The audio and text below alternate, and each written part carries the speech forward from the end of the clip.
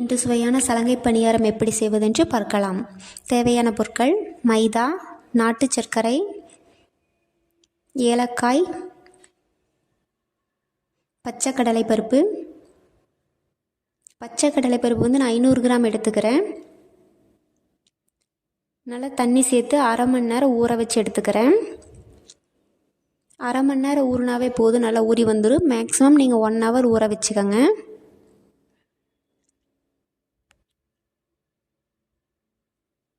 பாருங்கள், பருப்பு நல்லா ஊறி வந்துருச்சு. ஊறின பருப்பை நான் வந்து நல்லா அலாசி எடுத்து கொஞ்சம் வேக வச்சு எடுத்துக்கிறேன். நல்லா வேகணுங்கிறது இல்லை, கையில் கிள்ளுனா வந்து உடையிற அளவுக்கு இருந்தால் போதும். பாருங்கள், பருப்பு நல்லா வெந்து வந்துருச்சு. நான் தண்ணி பூரா வடித்து இப்போ பருப்பு மட்டும் தனியாக எடுத்து வச்சுக்கிறேன்.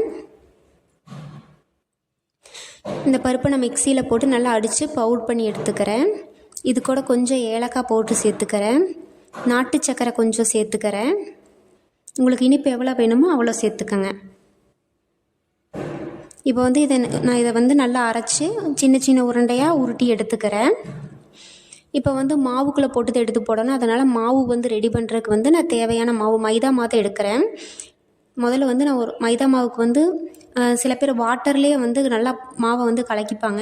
நான் வந்து மைதா மாவு வந்து நாட்டு சர்க்கரை யூஸ் பண்ணுறனுங்காட்டி அதில் சக்கையெல்லாம் இருக்குல்ல, அதனால் வந்து நான் முதல்ல அதை வந்து தண்ணி ஊற்றி கொஞ்சம் கொதிக்க வச்சு வடிகட்டி எடுத்து வச்சுக்கிறேன். இப்போ நான் பவுல் எடுத்து இதில் வந்து கொஞ்சம் மைதா மாவு சேர்த்துக்கிறேன். நான் 500 கிராம் மைதா மாவு எடுத்துக்கிறேன். இப்போ நமக்கு வடிகட்டி வச்சுருந்த அந்த நாட்டு சக்கரை தண்ணியை வந்து இதில் நல்லா சேர்த்து நல்லா மிக்ஸ் பண்ணி எடுத்துக்கிறேன்.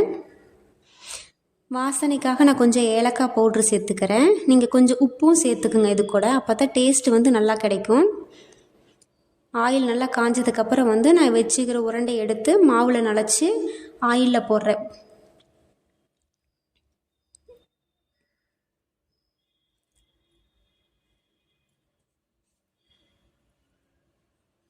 இது வந்து நம்ம பாரம்பரிய உணவு, தமிழர்களோட பாரம்பரிய உணவு இது சலங்கை பணியாரம். நான் மைதா மாவு யூஸ் பண்ணி செஞ்சுருக்கேன். மைதா மாவே யூஸ் பண்ணணுங்கிறது இல்லை, உங்களுக்கு என்ன மாவு வேணாலும் அதில் யூஸ் பண்ணிக்கலாம். நான் எண்ணெயில் போட்டு பொரிச்சு எடுக்கிறேன். நீங்கள் வந்து வேணால் பணியாரக்கல்லிலும் கூட யூஸ் பண்ணி பொரிச்சு எடுத்துக்கலாம்.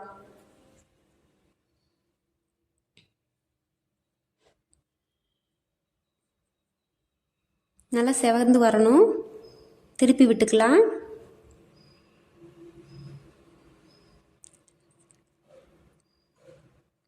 நல்லா வெந்து வந்துருச்சு. இப்போ நம்மளுக்கு சுவையான சலங்கை பணியாரம் ரெடி.